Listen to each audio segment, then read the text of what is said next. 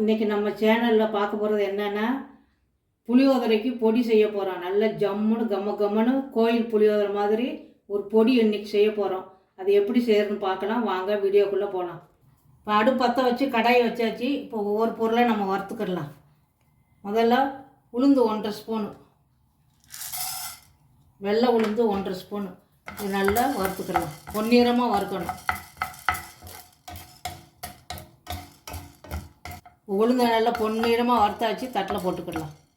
அடுத்து கடலைப்பருப்பு 2 ஸ்பூனு, இதையும் நல்லா வறுத்துக்கிடலாம்.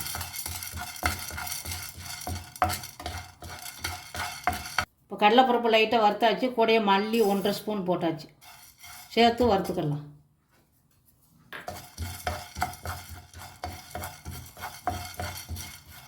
கடலைப்பருப்பு மல்லியும் நல்லா வறுத்தாச்சு. இதையும் தட்டில் போட்டுக்கலாம்.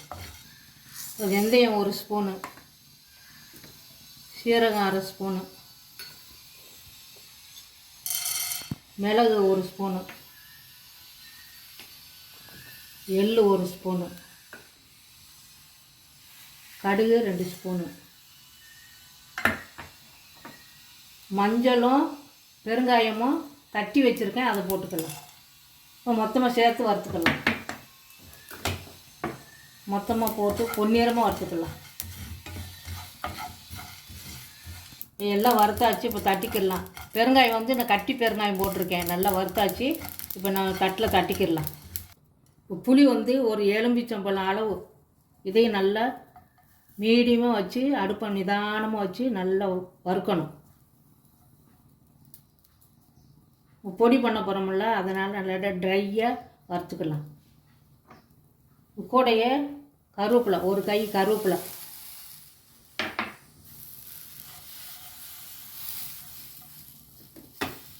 நல்ல சூடாகி பொழுன்னு வரட்டும். ரெண்டுமே சிம்மிலேயே வச்சு வறுக்கணும்.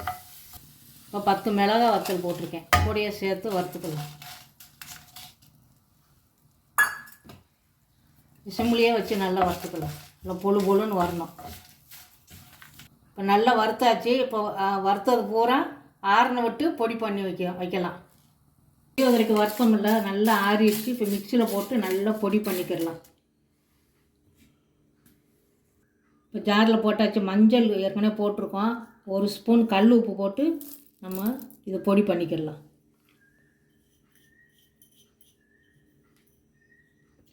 புளியோதரை பொடி அரைச்சாச்சுப்பா, நல்லா நைஸாக அரைச்சாச்சு. இப்போ தட்டில் மாற்றிக்கிடலாம்.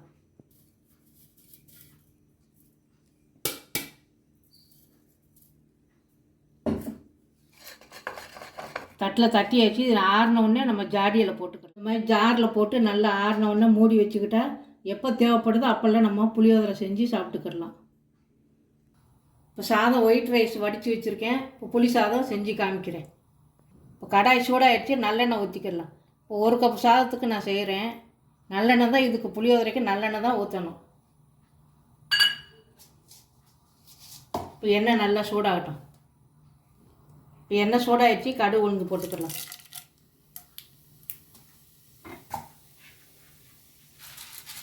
இப்போ கடுகு நல்லா பொரியட்டும்.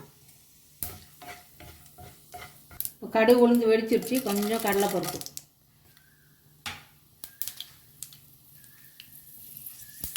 ஒரு வத்தல் கிள்ளி போட்டுக்கலாம்.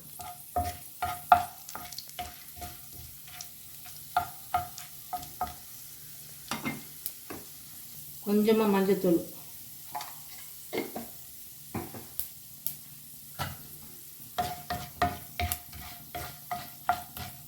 நல்லா பொன்னிறமாக பொரியட்டும் கடலைப்பருப்பு. இப்போ கொஞ்சம் கருவேப்பிலை, கொஞ்சம் நிலக்கடலை பருப்பு. நம்ம எப்போ சாப்பிட்றோமோ அப்போ நிலக்கடலை பருப்பு போட்டாலும் நல்லா மொறுன்னு இருக்கும்.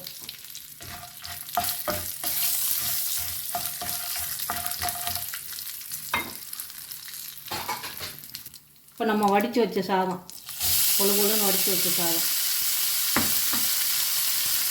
இப்போ நம்ம பொடி பண்ணோம்ல, அந்த பொடி எவ்வளோ தேவையோ அந்த அளவுக்கு போட்டுக்கலாம். நல்லா சிம்மிலேயே வச்சு நல்லா கிளறிக்கணும்.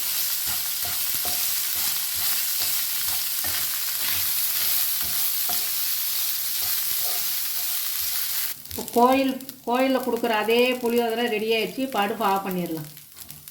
நல்லா ஜம்முன்னு புளியோதரை சூப்பராக ரெடி ஆயிடுச்சு.